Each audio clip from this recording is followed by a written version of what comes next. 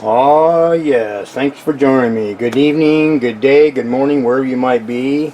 I was able to get back down to the coast and get back out on that muscle with the connective tissue the other day, and I was going to get into it. I'm going to try to get into it in this video, but I wanted to talk about this.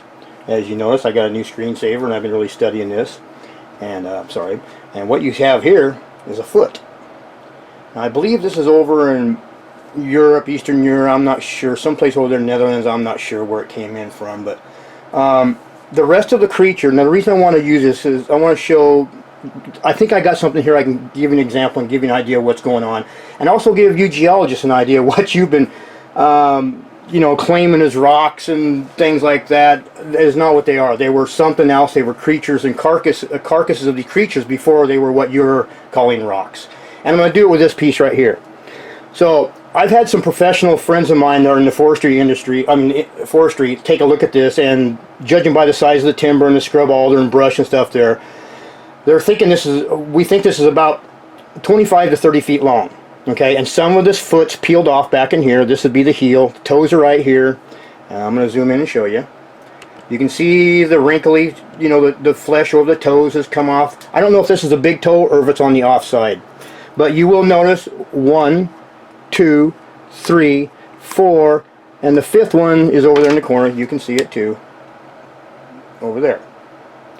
You got 5 toes. So it's not a Nephilim, and they have 6 toes. But you can see the flesh right here. It's all laying down. You can see where these toes are rotted off, and you can see where the stubs are, and you can see the flesh is all curled up and rotted here. And as you pan up, oopsie, sorry about that. There's one of the toes. And you can see the circle where the toe, you can see it. It's obvious as heck this is a toe. You can see where the creases come down, the folds in where the skin is, and then the outside toe. I can't see if that's a big toe or here because I can't get to the offside, but this is a foot. Undeniable, a foot, okay?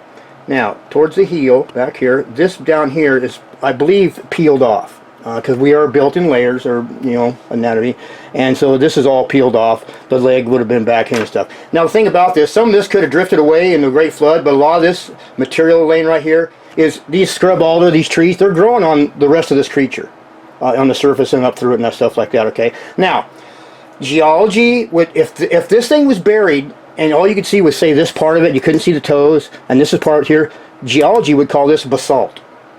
Okay, that is what they would label this whole mountain and stuff. This whole piece is basalt. So let's take a look and see what basalt is, because even lava is liquid tissues of some sort, and they're getting melted. So I know it sounds crazy, but the evidence is right here. So this gray, darker material, this is what they would call basalt. So let's see what basalt is.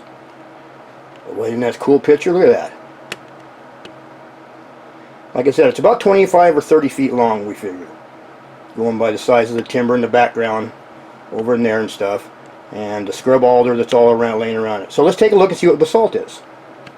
Okay, basalt, form of rock. Basalt is a mafic extrusive igneous rock formed from the rapid cooling of lava, rich in magnesium and iron, exposed at or very near the surface of a terrestrial planet or moon.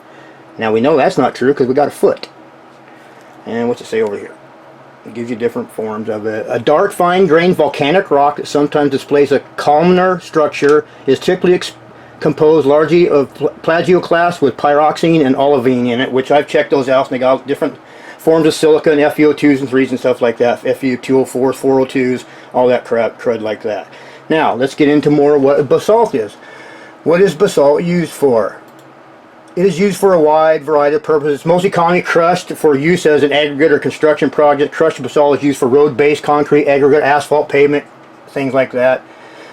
Okay, where is basalt commonly found? It is found all over the earth, but especially under the oceans and in other areas where Earth's crust is thin. It is formed in the Isle Royale Kawinawa region because of the mid-continent rift. Most of the Earth's surface is basalt lava, but basalt makes up only a small fraction of the continent. Yeah, we also know it's in feet. Ah, crud, man, this is funny.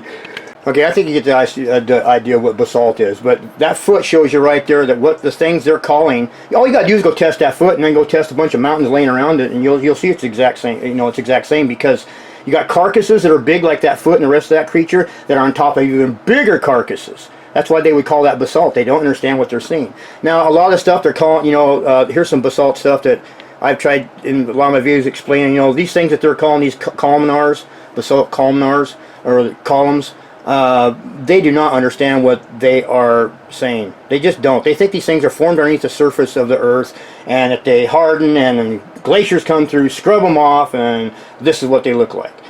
That's not true. Those are just theories that they're just theories. No one can tell you what this stuff looks like underneath the surface. I've looked at all the thermal imaging, all the maps they have, all the drawings they have, or not all of them, I can't see them all, but a lot of the stuff that they have and they've propagated is not true. It's just their theories which aren't true. I mean, look at the guy standing there, and those there, that is biology. So I'm going to show you something else here. Okay, here's another picture here. They call this basalt too. These here, you see that? These are just fibro bands that you would find in tissue, in muscle, okay, or tendon. Let me show. Oops, that's that. I'll show you. See this right in here? This is what you're seeing right in here, okay? This stuff. That is what is going on there on a scale that you can't even imagine. Okay, here's more. This is tendon fibro, I believe. You see this here? I believe this is over in the... No, this ain't New Zealand. Where was it I seen this? This is in the Baltics or something like that. Anyway, Iceland, I think it's Iceland. Let's see this here. That's biological also. These separates, these saturation lines, you see that? That is the way we are biologically built. Each one of these, you know. And a lot of it's eroded. Okay, this is what they're calling basalt columnars. These are up in like Washington, Oregon, just north of me. And I'll show you some more here, I think, hopefully. They're already setting on some on top of them. And it's biology. They have their theories and everything, you know, which they say it's all formed and cooled underneath the earth, and it hardens like a mud puddle and forms those columns. No, it don't. That's just their theories. They can't prove it whatsoever. They say, well, it's formed underneath the earth crust, and it cools, and we can follow it with satellites and show you what it looks like. No, you can't. All you can do is show me heat signatures. I'll show you. Okay, this is what they call a feeder dike. See these distinct and unique patterns? You never see these recreated in volcanism on the planet anywhere. Period. Even the stuff in my videos, which let me show you some stuff in mine. It's never repeated on the planet. You will never see these patterns repeated. What they're calling volcanic intrusions or feeder dikes. The ones that I have, and they would call the stuff that I'm showing you, the muscle with the connective tissue, they would probably call those volcanic intrusions, which they're an intrusion all right, because it's intruding in their life right now. I am anyway. But this is biological, that are unique and distinct patterns. You never find them recreated in volcanism. Okay, you see these bands running through here? You got one here, you got one run up through here, you got one run up through here. That's connective tissue. Okay, there is no working models on the planet for the stuff I'm bringing to you. And a lot of this stuff that in my videos they would call basalt as well. Yeah, different forms of basalt, you know, depending on the way inside the earth they say and all that, which is totally absurd and not true. Okay, here's another shot. It'll be coming in a couple videos.